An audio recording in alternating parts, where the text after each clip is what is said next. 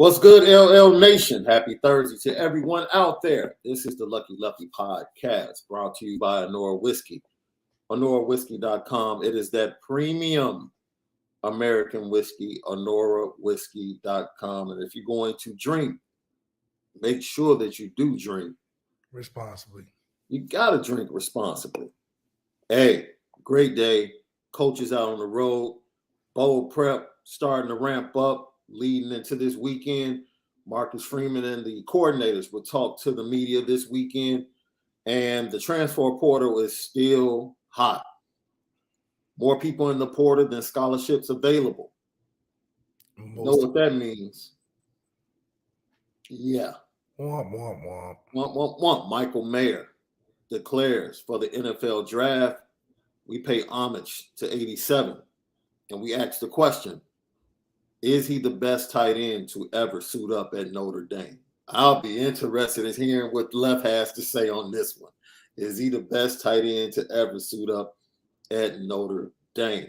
Drake May says, hell no, I'm staying. We'll talk about that. I wonder if he will ever go back on his words. And him staying, is it connected to Phil Longo going? Interesting. Yeah, it's very interesting. And we start off today talking about Notre Dame adding a very special player to an already impressive and second-ranked class in recruiting in 2023. Don't forget, go to Apple Podcasts, Spotify, CFB Nation in conjunction with Irish Breakdown for all of our great content. Download, leave the comments, leave 5 stars. We greatly appreciate it. You already know it's the Lucky Lefty podcast. We truly spin it different. Brandyn Hillman, Mr. Do It All, commits to the University of Notre Dame on yesterday. I love the way he did it. He had the VTech hat, he had the North Carolina hat, but he had the Notre Dame shirt on along with the rest of his family members. And he eventually revealed the shirt and then put on the hat to seal the deal that he was committed to the University of Notre Dame. That's right. He is a late bloomer. We already went over his film when he got the offer from Notre Dame, but left. We were talking before the show, and you told me this young man has the opportunity to be truly special. 100%. This is our handle with care type of player because he can take us to a championship level, or he'll get upset that we're not using him the right way. And with the trends these days, we might not be able to keep him at Notre Dame either. Because he's such a special talent, I think this is a wonderful opportunity where we can really have something that nobody else has. And the fact that he's able to play just about everything, he's aggressive, he's physical, he's got great speed, and he got quarterback skills that are serviceable enough. I think he would have did a better job running the package of what Tyler was given in those big moments because he's so dynamic running the football, and he has great understanding of the RPO enough. Now, is he Peyton Manning? Absolutely not. But with what college football is based off of, if you have a very, very dynamic quarterback, you have a great chance of having a really good team.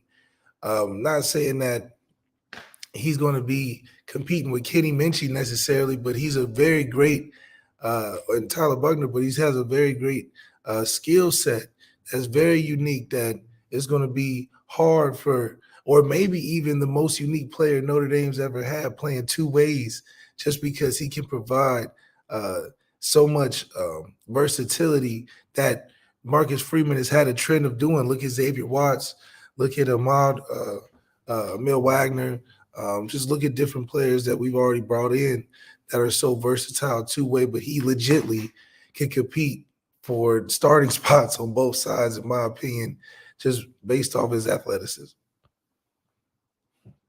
Oh, you're on mute, I think. Just pointing out the combination. Starting quarterback, dominant quarterback out of Portsmouth, But then on top of that, the field corner, right, which is the agile corner, Yeah. right, the one that has to play in space, and at times a little safety, like And he's making tackles open field. He's not yo, afraid to come down. He can cover.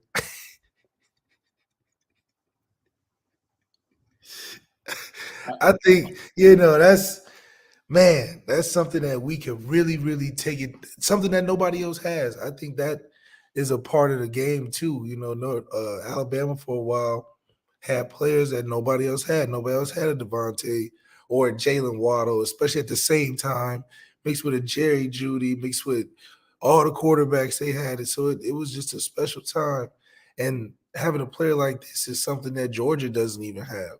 And I think that's going to be a good equalizer when we get to those big moments and have an impact player that can change the game. it's going to be very interesting to see the conversations in the coach's room, because it's going to be a fight. Who gets them?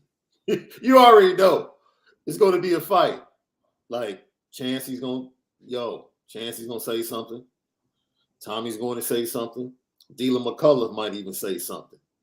Yeah. And Mike Mickens is going to be like, "Hey, I can use this dude." Chris O'Leary's like, "Hey, we can definitely use him as safety." Definitely be on special teams. Brian Mason is going to be like, he's going to play with me regardless. So y'all go ahead and argue. Y'all go ahead and argue. He's playing special teams regardless. So I don't even have to talk. Yeah. But getting this type of athlete is, once again, if this is, and we continue to talk about this, changing the narrative, changing the POV, changing the approach, getting out on recruits early, Marcus Freeman being the head recruiter on everyone. We know the uproar about people not visibly seeing Tommy Rees. We'll get to that a little bit later. If you want to call me GC, I'm definitely going to GC for Tommy on this one, because it's like, man, relax. Relax. Like, he might be the vampire of the crew. Maybe he just doesn't show up in pictures. But I'm going to stop short of him saying he's not recruiting. And we already specified what's top priority for him right now. But getting back to Brandyn Hillman, man. Screen popper. Yes. For sure. He's absolutely a screen popper, without question. And he's a late bloomer and a late addition. That's the killer part, right? So now the floor of Notre Dame recruiting has been elevated. We went back to your 2013 class, Left, and you told me, I didn't say it, you said, oh, certain people in that class was just throw-ins at the last minute. Not this class that they got now. This class now is, man, this is like Christmas early. And I think it's important to recognize that this is the recruitment of Marcus Freeman's really his first year putting it together, where he's bringing in such a strong class that can really change the direction of where this team is going to head, to where 8-4 will be his worst season till he decides not to be at Notre Dame anymore. I think this is going to set a real good trend with so much talent that's available and can play right away, it seems like, or at least be contributors in some way. And I think now we got to put the pedal to the metal and really put the coaching in the right direction with these guys and see what we can get. We expected Brittany Griner to be a topic in the chat today. You know how we do it on Lucky Lefty, man. LL Nation, hey, be nice, man. That's all. You can talk about whatever you want to talk about. Just treat each other with care. That's all. Express yourselves, but treat each other with care. That's all we ask. Lucky Lefty podcast. You guys are getting a little bit too heated, and we might tap on it just a little bit later. But now, recruiting is Scott Yerbick. I think he said it best. My sentiments exactly, Scott. Signing day cannot get here soon enough. Yeah, oh man, just sign as soon as they commit, just so we know that we did our job. Is that legal? Could a kid literally ask for his paperwork and send it in, or do they have to wait for that first day? I mean, I don't even know if the NCAA is upholding too many rules nowadays anymore. Right. There are deadlines and things that comes into play. I would low key be sending the paperwork early, like, here, man. Yeah, I mean, don't worry about that. Because y'all got bigger fish to fry. Well, maybe not. Shoot, maybe it's just players gonna learn, like, okay, nowadays you can't even jump in the portal. Mm-hmm. You might get lost in the swarm of talent, because it is a lot of talent in the portal as well. But I'd start paying some journalists and media people, like, you know, how underground rappers are, you know, start putting my highlight tapes with the right outlets and blogs.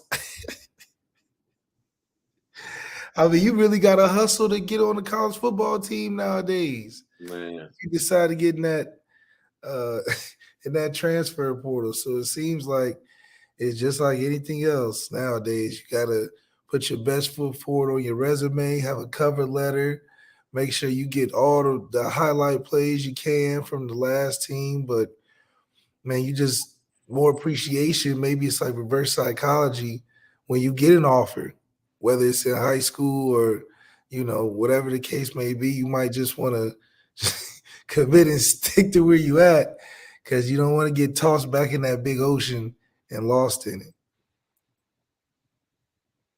So yesterday was tough, Left. Let me tell you why.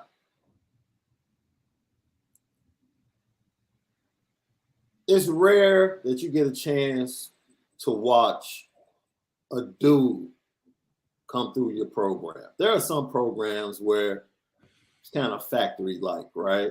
Yeah. Well, you know, once Will Anderson leaves, somebody's coming. Somebody's coming. Once Jalen Carter goes, like last year it was Jordan Davis. This year it's Jalen Carter. Somebody's coming at Georgia. Notre Dame, maybe not as consistent, but Michael Mayer was a dude from day one.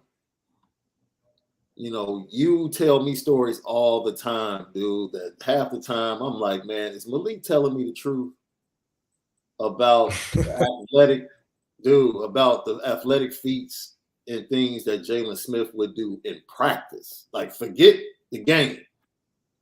The stuff he would do in practice.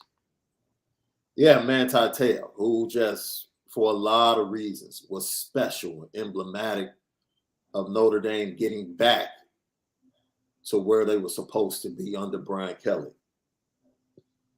Tim Brown, Rocket Ismail, Ricky Waters, just dudes, right? Notre Dame's history is just littered with dudes. And to see Michael Mayer step away after 3 seasons, this season, a little bit less than expected. He ended with 67 receptions, 809 yards, 9 touchdowns. That's 12 yards a pop. I did say I wanted him to get up over 11 yards per catch. He did that. I think he got downfield a little bit more this year than in previous years. He was more of a deep threat. That was something the NFL wanted to see from him. And I'm glad he was able to go out and do that with certain limitations at the quarterback position. With all of that being said, man, as a Notre Dame fan, it's tough to see him go. I would love to see him play one more season. But in 3 seasons, what he was able to do, pretty much breaking all the records, 180 catches, 2,099 yards, 11.7, 18 touchdowns. Yo, I can do nothing but tip my cap and say, as a Notre Dame fan, we greatly appreciate, as a Notre Dame fan, we greatly appreciate everything, not just on the field, but the leader and example he was off the field to not only his classmates, but to the younger guys to set the standard for hard work inside the program. We have the numbers, but for Marcus Freeman and what he's trying to build, I think his leadership and his hard work and work ethic will be the lasting legacy for the guys that are still playing under Marcus Freeman. Yeah. I mean, 87 was great. And it's just guys like that don't come around too often from a production standpoint because the offense always evolves, but it also shows that if you're a dude in the right system, you can eat really well at Notre Dame and tight end. That has been the history at Notre Dame. Like you can eat a tight end. Holden stays. Unfortunately, Eli Raritan injured his knee again. Would have loved to see him to get this opportunity. Got coming in though. Yeah. Cooper Flanagan. Yeah. You know what? Cooper Flanagan, another under the radar commit in 23. That's a big dude. I saw his picture with the coaches. That's a big dude. 6'6" is something crazy. That's a big dude coming to Notre Dame as a tight end. So I fully expect Notre Dame to continue the tight end tradition. But I think there is about to be a shift offensively from the offense running through the tight end, which has been primarily what it's done over the last 3 seasons with Michael Mayer there. And I understand the temptation with a weapon like that, wanting to use it early and often. But I'm ready to see these wide receivers show out, bro. It's time. I'm ready to see these wide receivers show out. So I've already asked the LL question of the day. Is Michael Mayer the greatest tight end to ever come through Notre Dame? I've had this conversation last night with a couple of people that said no. What do you think, Lef? I think his numbers obviously give him a lot of credit for being pretty significant in the history of Notre Dame for being a tight end. I think he ranks in the top 3. I've seen some great tight ends while I was there, but I think if you're going to do it, maybe you should rank it towards the end of his career. Like Kyle Rudolph has a great career at tight end, and I think a lot of it started at Notre Dame. Mm-hmm. And I mean, at that point, I think Michael Mayer is going to have a great career in the NFL. I think Tyler Eifert is in the top 3, in my opinion, just from an impact standpoint, importance to a team, his production while he was there. I would say this. The people that said no, that was the name that came up. Eifert was just, man. He was different, dude. We went to the championship with running our offense through the tight end in the run game. And we went to the championship. That's when BCS was around. That's when we had to get the analytics from the computers. It wasn't even the committee. It was the computers had to choose us. And Eifert at that time was everything. That's hard to beat. Michael Mayer, very productive, but we never played in the championship game, you know.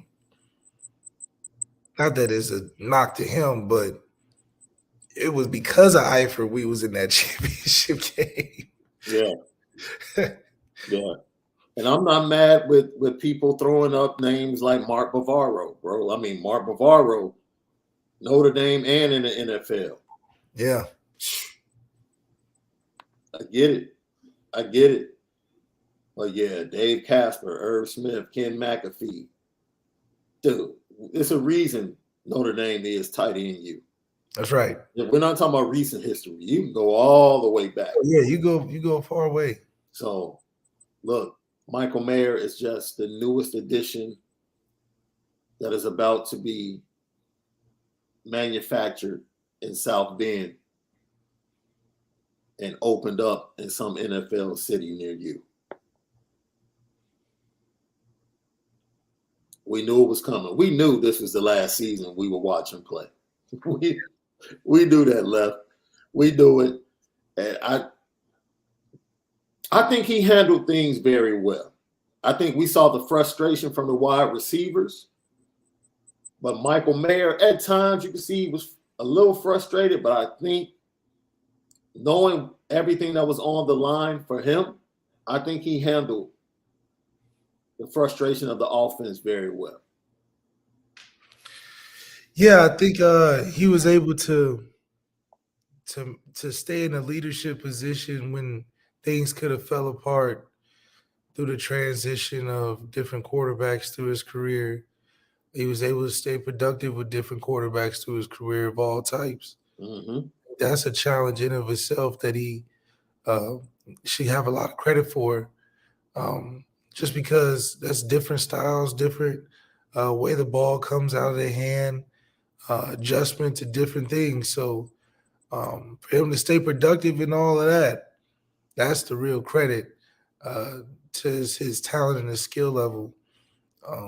I just think, man, grateful to have a laundry list of different tight ends that have impacted not only the school, but just tight end you, baby. I don't think we'll ever lose that title. Oh, man. Who do you think pops next in that room? You think it's Holden? Maybe Mitchell Evans because he's playing quarterback half the time.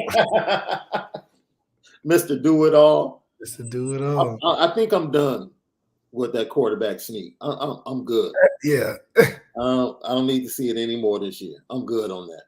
Yeah. You got Aldrich Esteman at offensive line. If you can't get half a yard, what are we doing? What are we doing? You know what's funny? We're talking tight ends and freshman tight end Cole Taylor. I had to double check. Thank you, D-Rock Irish, for putting it in the chat, from LSU that scored the winning 2-point conversion against Alabama. Just entered the portal. Man, this is crazy, man. This is crazy. To go where, bro?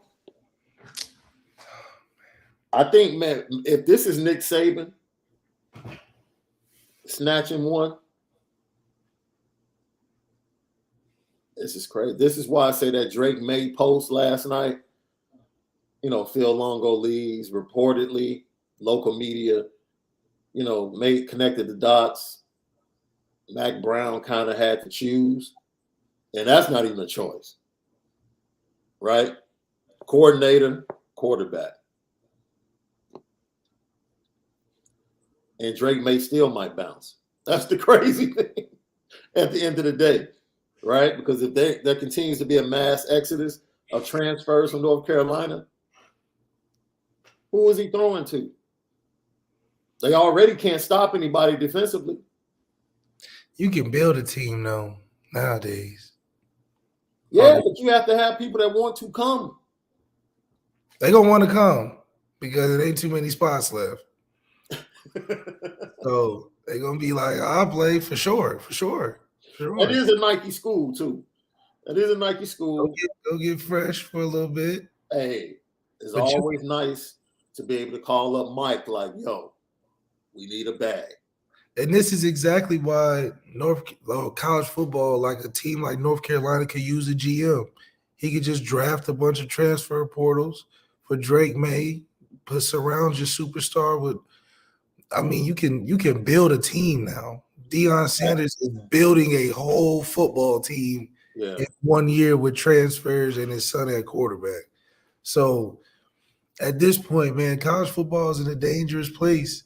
No loyalty anywhere, and a bunch of, it's going to be hard to coach too if you can't keep players there because they can leave at any moment. It's going to have to be something to be able to adjust to this because this is happening at an accelerated rate. I guess you're right, dude. I'm looking at this now. It's a correction. I just saw it on Twitter. It's Cole Taylor. I don't know. I got him mixed up with Mason. But, man, he still played. For him to be – man, he's still looking at him playing right now. All right. So he'll be a sophomore and have 2 years of eligibility remaining. And the younger Taylor is the one that supplanted him. Just, man, this is crazy, man. This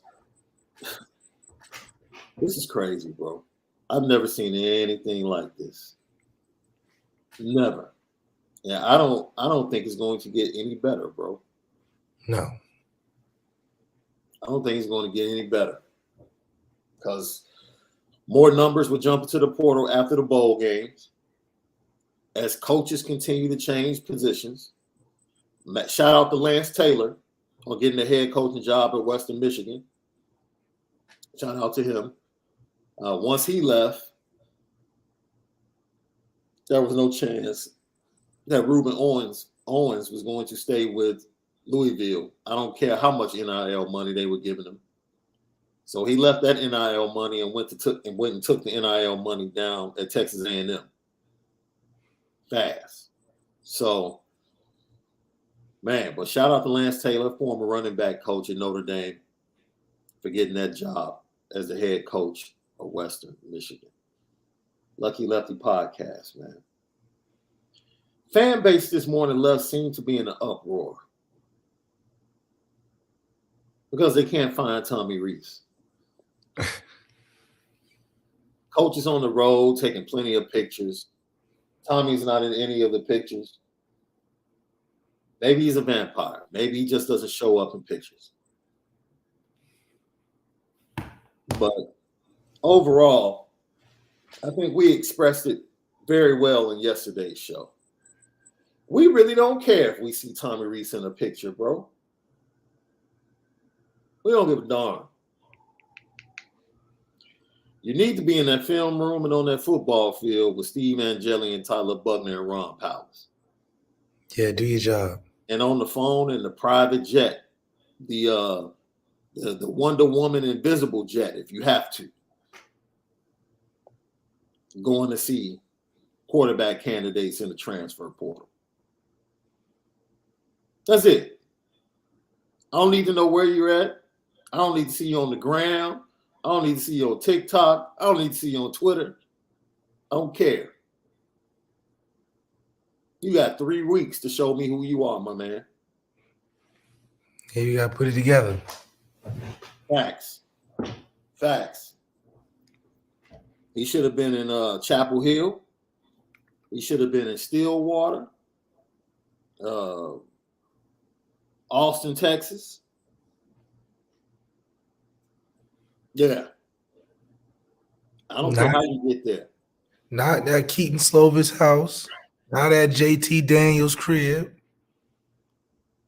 You know who to be at. Man, none of that. But the fan base is really, going bonk. I woke up to like notifications all over the place, man, talking about Tommy Rees and where is he at? Number one, I think people are reacting off of the way things used to be. Because Tommy, let's keep it a buck. In the recruiting space, Tommy had to hold it down on the offensive side of the ball for years. Yeah. Years. By himself, he was like fighting the big dogs. And I'll give him credit for that. Yeah, he did a good job to keep the boat afloat, but got that super battery in his back. Marcus Freeman taking over majority and being the face of recruiting, to where now Tommy can focus on the development and the things that we expect from a team that has the potential of being a top 5 scoring offense. I don't care about the efficiency numbers because that's not producing enough points to be a threat going into big games that we need to win. I would like to feel like we're the big dog when we're going against Ohio State and the top teams that we schedule every year. And I think it's definitely possible with the transfer portal, with the quarterback situation potentially being better. But your decisions in these next 3 weeks is going to determine and how we extrapolate what this next season is going to look like for you. And there's not too many hot seats in college football, but there's one at the Notre Dame offense coordinator seat because we're expecting a big change from an 8-4 season with a quarterback that you should have as your franchise now. There's no more backup sympathy that we're giving you. Lucky Lefty podcast. Look, you got 3 weeks to show us whether or not things are about to go to the next level. That's it. You got Brandyn Hillman, so that's the start. We don't need to see next year. These next 3 weeks, it's going to show us a lot. A lot. So Notre Dame fans, don't worry about what's going on in the background. Just sit and wait for the results. That's it. It's like election night. Let's sit and wait for the results to pop up. Who's the transfer quarterback? How do these quarterbacks play? And watching Kenny Minchie sign on National Signing Day. That's right. That's all I want to see. We just want results. That's all we want as a fan base. At this point, results.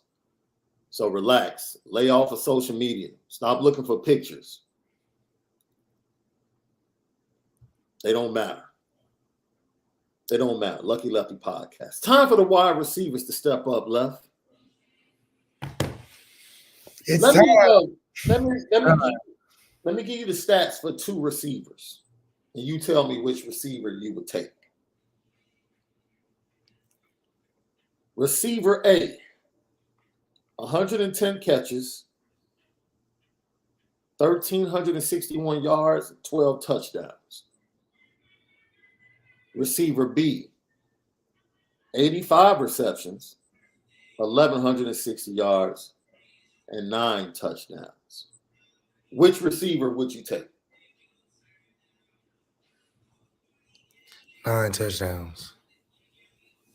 You take receiver B, 85 receptions, 1,160 yards? Yeah. That's interesting. LL Nation, which receiver would you take? Receiver A, 110 receptions, 1,361 yards, or 12 touchdowns, or receiver B, 85 receptions, 1,160 yards, and 9 touchdowns. What are you thinking? What are you thinking? Why do you take receiver B, Left?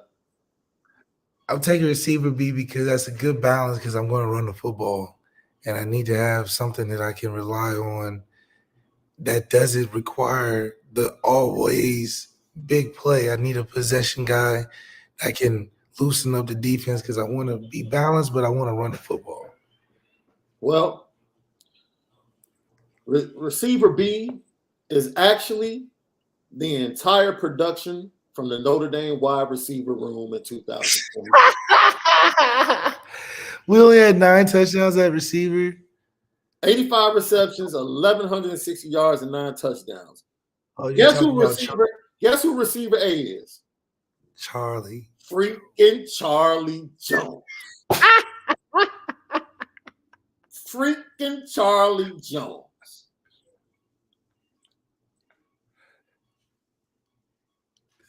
Freaking Charlie Jones. It's been our running joke all season, bro. If you ever heard us talk about freaking Charlie Jones. He did all of that? 110, 1,361. You saw what he did to Michigan. Oh, I did to Michigan, yeah. Yeah, man. What a workhorse.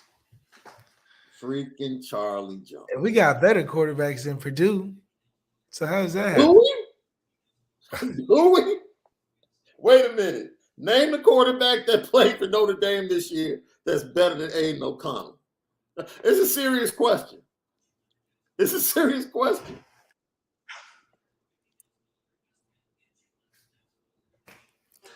We either don't have him healthy enough or we just I don't know. That's a good question. Now, he's from the suburbs of Chicago, so I'll throw him a little love. Aiden O'Connell, 3,490 yards, 22 touchdowns, 13 interceptions.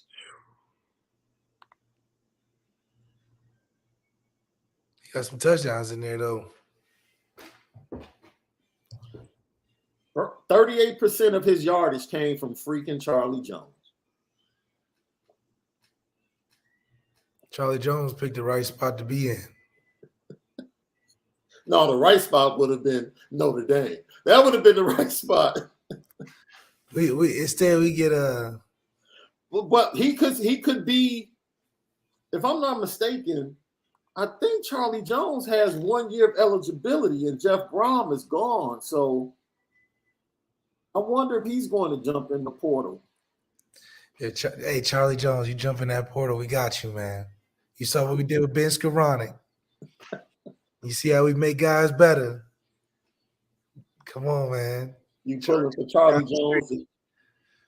That's all we would need because we know Tommy would love it. It's a step up from Salerno, and he's going to try to get him the ball. Yeah, he was a senior.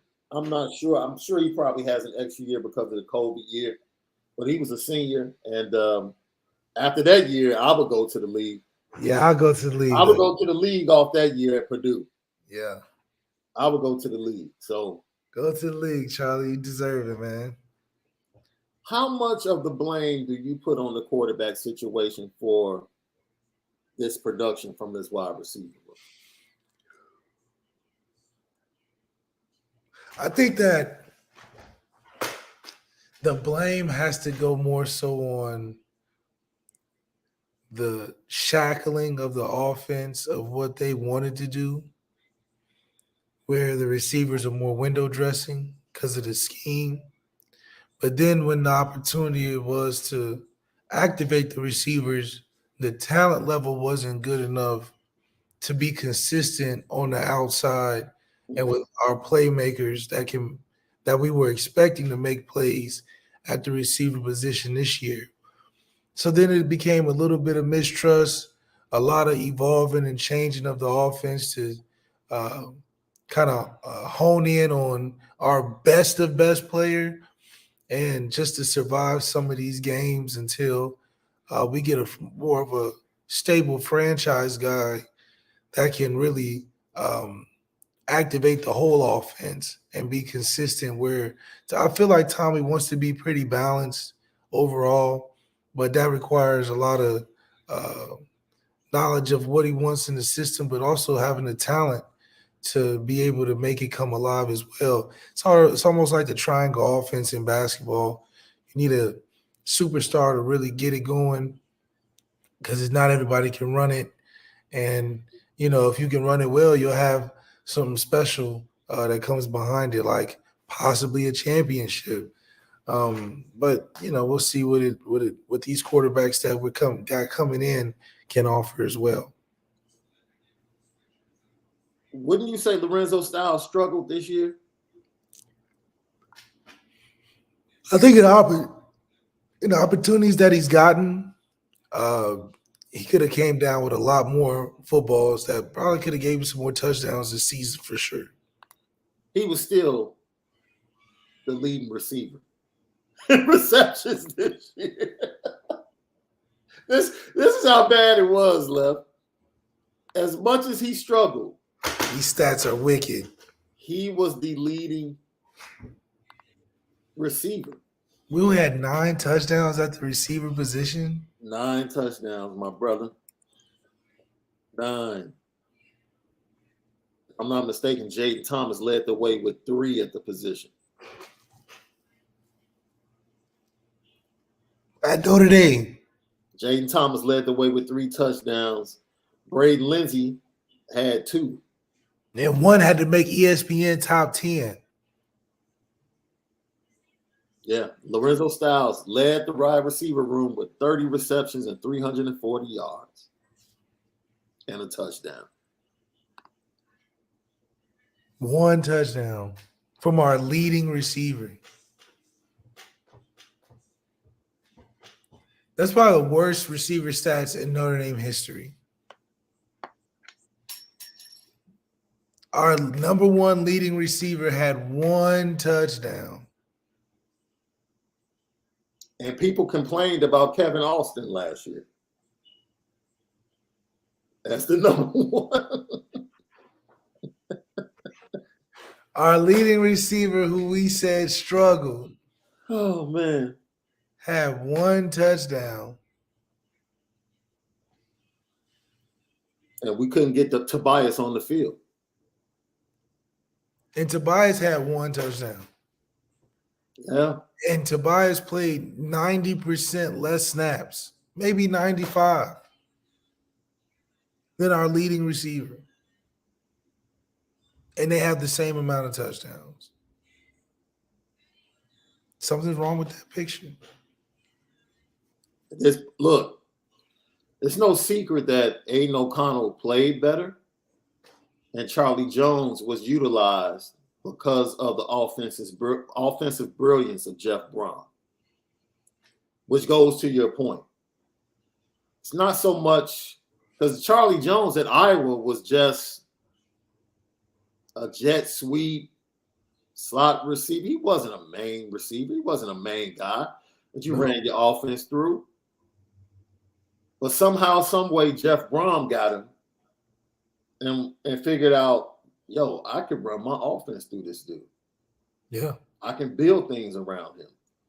And that goes to the offensive coordinator. Well, that's why I asked you, how much blame do you place on the quarterback? And you immediately went to not the quarterback, but the unlocking of the talent that's at your disposal. I don't know if we've seen the talent, regardless of how much or how less of talented.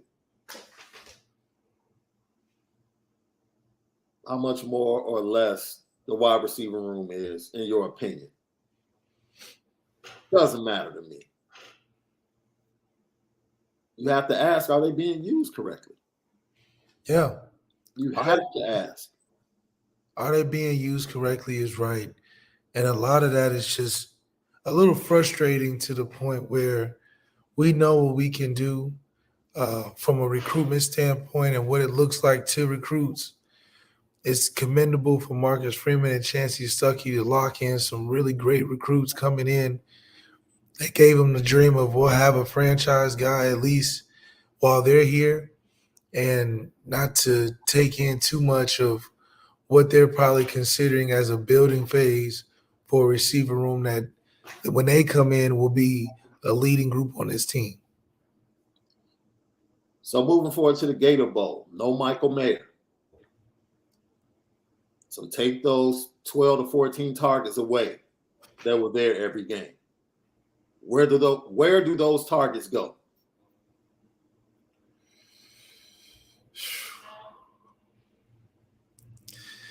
Tobias, Lorenzo, and a young guy. Maybe Jordan Greathouse. Well, Greathouse. Oh, you talking about next season? I'm talking about the bowl game. Oh, the bowl game. Jaden Thomas should feature.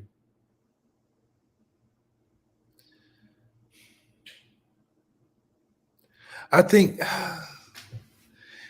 if Tyler plays, I think Braden Lindsey should have some good targets downfield. And then our boy Lorenzo Styles, man, I think him reuniting with his boy Tyler Buckner maybe can spark something pretty special, and then have Deion Cosley in the back end as a big target. It's just so many options that feel more available under Tyler Buckner, and maybe it's Steve Angeli that may have nothing to lose because he definitely doesn't. So with an audition tape from the both of them, I expect them to try to, reach a little bit further than what they would, considering that we got the talent for it. But the decision making to be more aggressive should be there as well.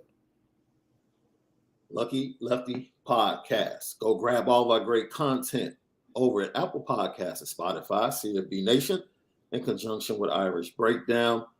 Great content along with our brother John Garcia Jr.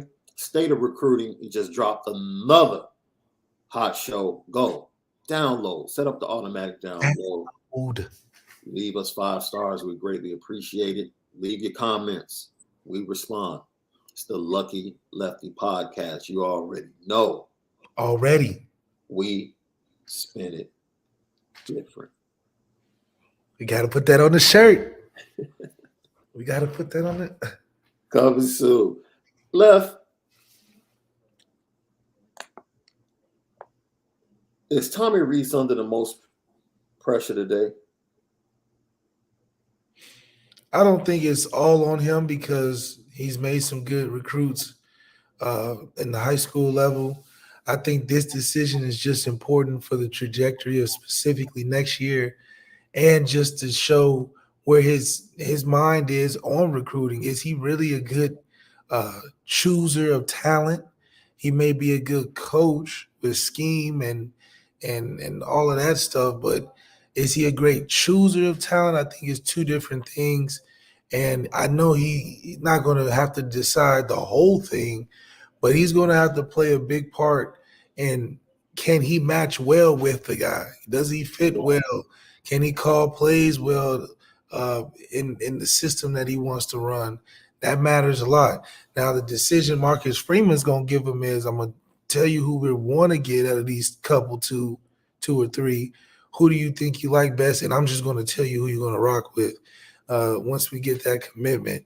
So I think there has to be a good relationship established there so that everybody can be on the same page. I think rolling out a Drew Pine in the future is not going to be a thing. I think Marcus Freeman is going to have at least some confidence in choosing these guys to be in the quarterback room. That if something were to happen, we won't miss a beat or have to evolve our whole offense in the season. It's interesting you talk about that because I think the most interesting thing that I'm looking forward to, I want to see TB play behind his offensive line, playing at a high level. Yeah. We didn't get to see that. And I think the point you made is that, look, he had the opportunities to make plays with Brandyn Lindsey. He just missed them. The throw him against Marshall right before halftime, it was there. He didn't underthrow him, which is what we expect from other quarterbacks. Yeah. He led him too much. So his arm is not the problem, right? Because it wasn't his throwing arm. The accuracy is a problem, but the strength and his ability to push the ball down the field, we've seen Tyler Buckner be able to throw the ball down the field. Just hoping he gets his timing back. And like you said, Brandyn Lindsey can make some big plays against the Gamecocks in the Gator Bowl. Yeah, absolutely. I think Brandyn Lindsey will be a little bit more motivated. It's his last game at Notre Dame, so he's probably want to get some targets his way. I'm really excited to see what, like you said, Tyler can do behind the offensive line that's more hard and ready to be able to give you some time to do some different things. And just him knowing he's going to be a little rusty. It's like, Deshaun Watson had to play for 700 days. Tyler Buckner hasn't played for a whole season. So I know he's going to have some struggles, but it's not going to be as bad because he's going to have some time. He just got to get back into the swing of things. Maybe Tommy not give him too much too early, run the ball a lot, and then give him some opportunities to take some shots deep. Yeah, we thank Coffees for closers for this comment. You can dive right in left. Oh, nice ND mug on the avatar.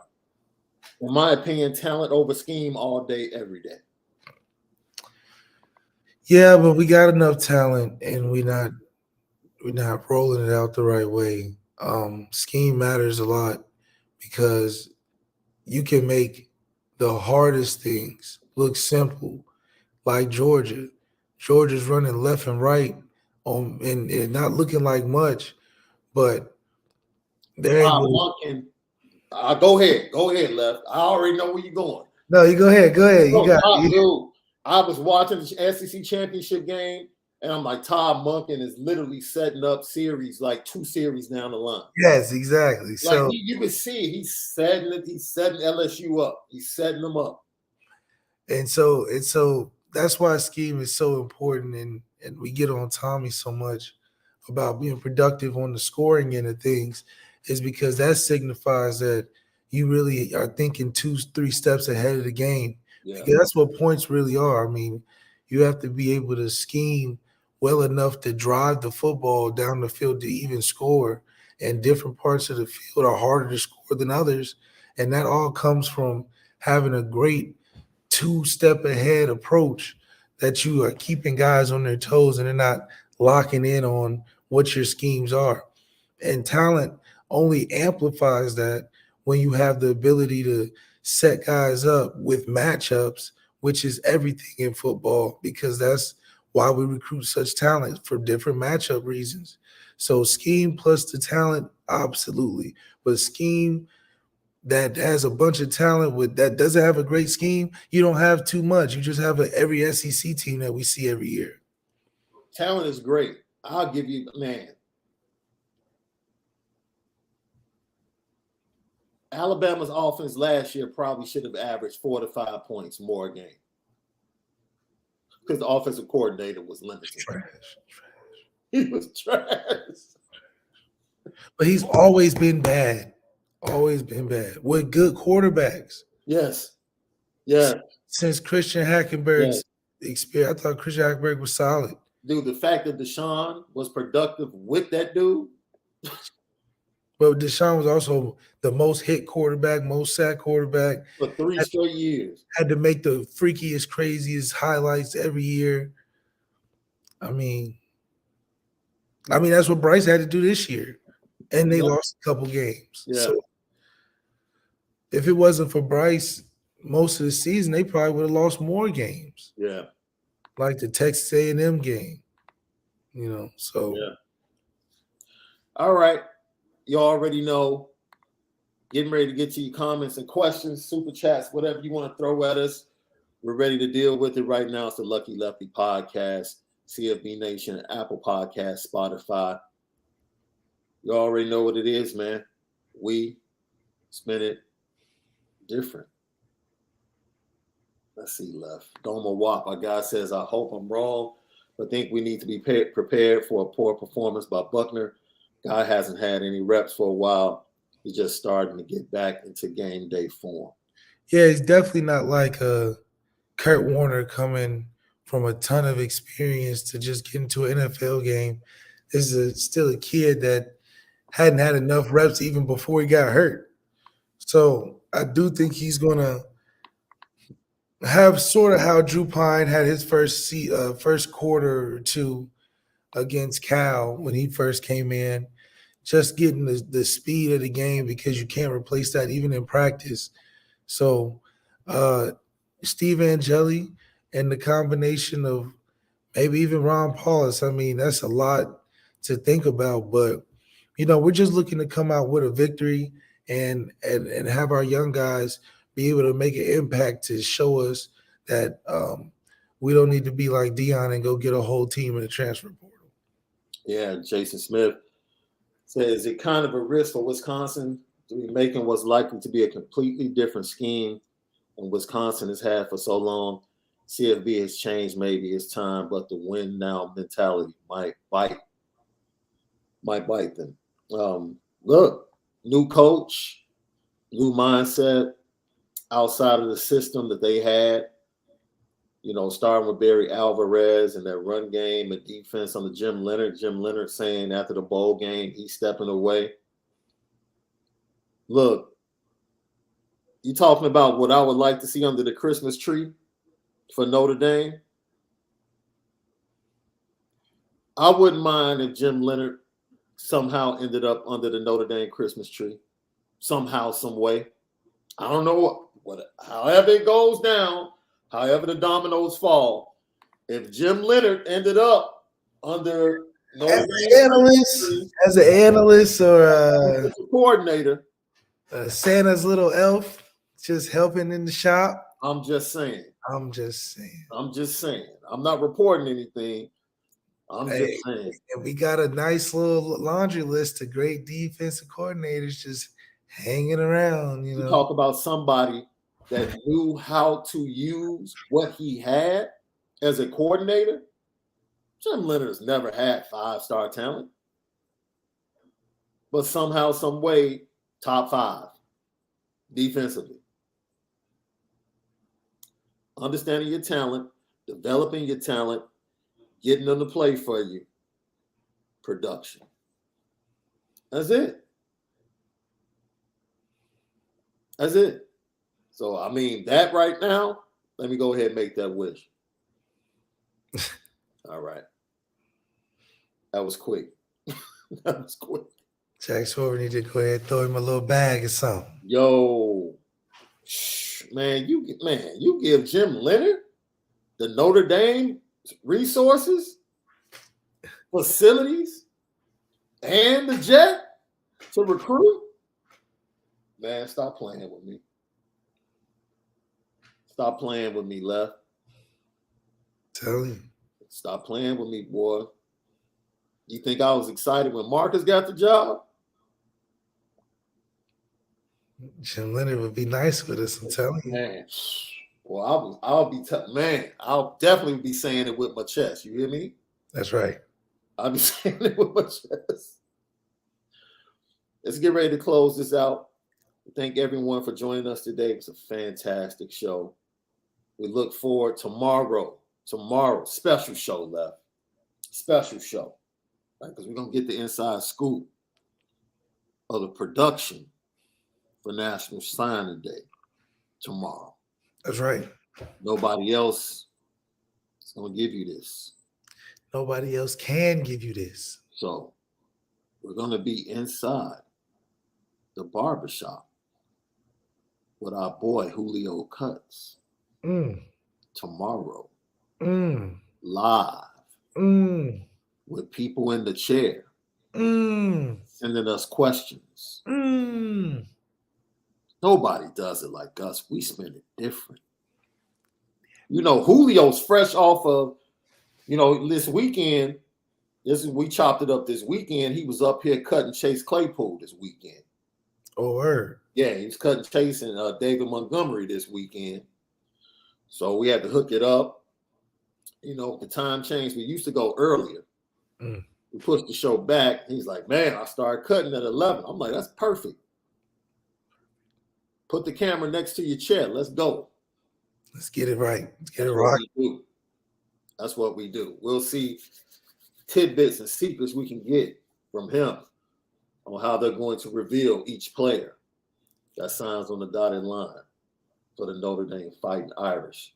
They did a great job last year with the production, filming in the barbershop, and all the fans from around the entertainment world that got involved with the videos. And we expect nothing less from Notre Dame Productions this year. One last question I see. Irish Gordian knot. Shaun and Malik, what is it going to take for people to stop caring about star rankings, especially for IB and LL fans? It doesn't make any sense. If you like stars so much, why are you here? Let me point this out. Rivals just dropped Adon Schuler down to a 3-star from a 4-star. He was his player of the year in the state of New Jersey, and he picked up offers late in the season from Ohio State, Alabama, and Georgia.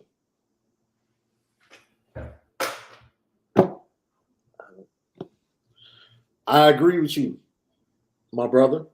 I don't understand it. I don't. I don't get it. I don't. Haters.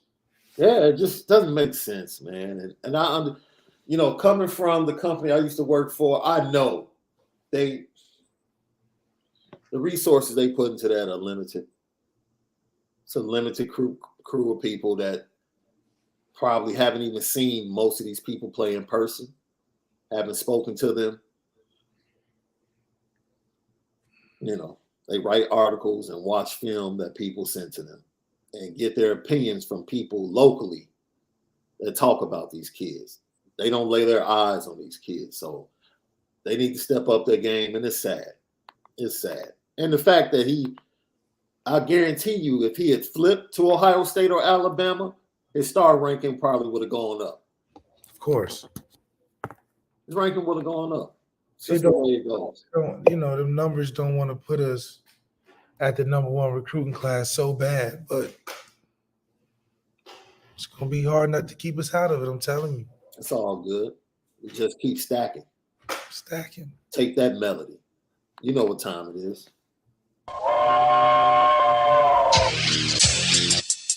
Petticoat. Petticoat.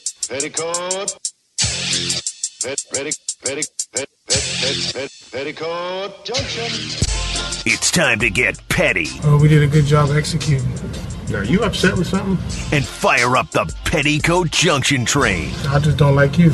You don't? No. What is today's petty history? Petty Junction.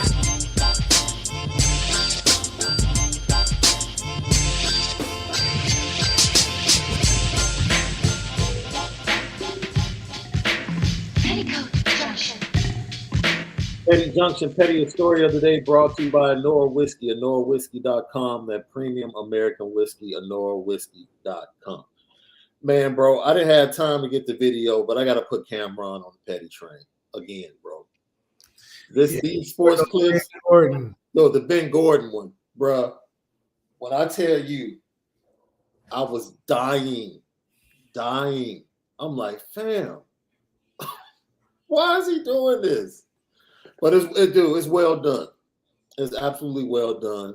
Throw Cam on the Petty train again. The production is. I hope he continues to do it. I really do. Yeah. And then last but not least, just everybody, man. Everybody that's on social media arguing about a situation that we all should be happy about. Like anytime somebody gets to come home, I don't care if it's the BG situation. I don't care if it's war. Whatever, man. When just people getting the opportunity to come home, it's the season to be happy, man. Just be happy. And I understand, there are others that we want to come home as well. Dude, it's not even worth the debate or the energy. Both will come home at some point, sometime. Have the faith. And that's it. I'm not telling you not to have an opinion. I'm just telling you not to be nasty about it. That's it. You can have an opinion. Just stop being nasty. For what? Micah Parsons gave his opinion.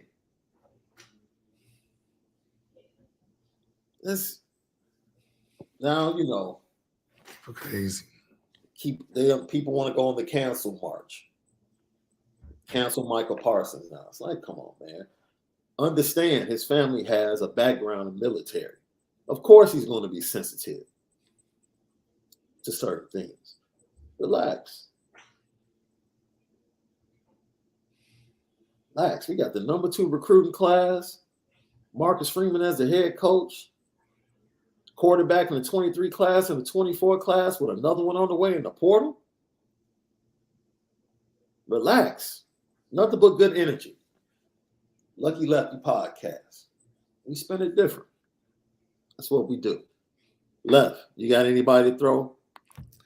Man, it's been a lot of crazy stuff, but that transfer portal, man, is kind of petty for me. I'm glad it worked out for me as a transfer guy. It wasn't what it is now, but dang. I hope guys, take in the experience of where you get to make it. And sometimes the devil is better than one you don't. Yeah. You can say that. And once again, man, we're not here to debate politics, yo. Like we said, you can have your opinion. Unfair fade, that's fine. It's not enough reason to be nasty to each other. That's why we said what we said earlier in the show in the chat. State your case, love on each other, and keep it moving, man. That's that. I'd like to throw the Chicago White Sox on the Petty train. Know what I realized, Left? Jerry Reinsdorf might be the worst owner in the history of sports. And I thank God every day that Michael Jordan saved me from his cheap butt. Every day. Every day. In the history of sports. In the history, bro. In the history. Do you realize that he gave Rick Honda, general manager, a budget of $190 million when they already had 170 on the payroll going into the winter meetings?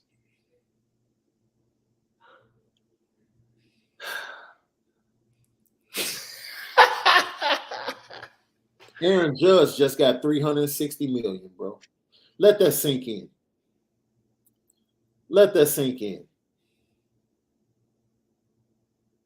$190 million for his team. And this cat, Aaron Judge, just got $360. Heck, Trey Turner got over $300.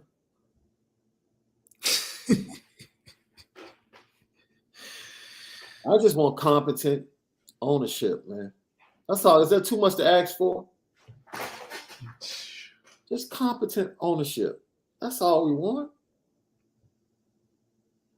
And maybe I'm exaggerating because I have to go through the pain when I say he's the worst.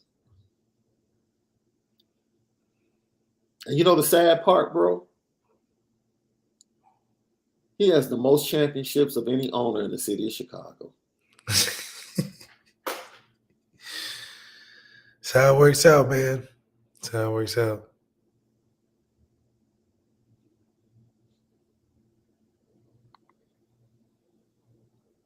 Chase had a good game against the Packers, Eric.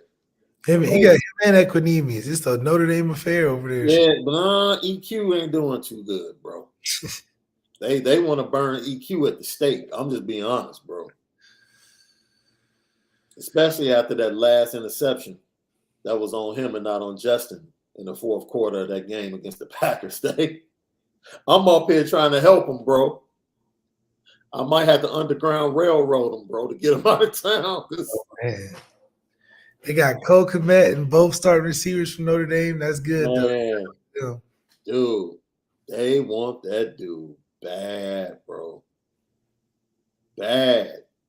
It's almost like, come on, bro. You messing with the gold brand.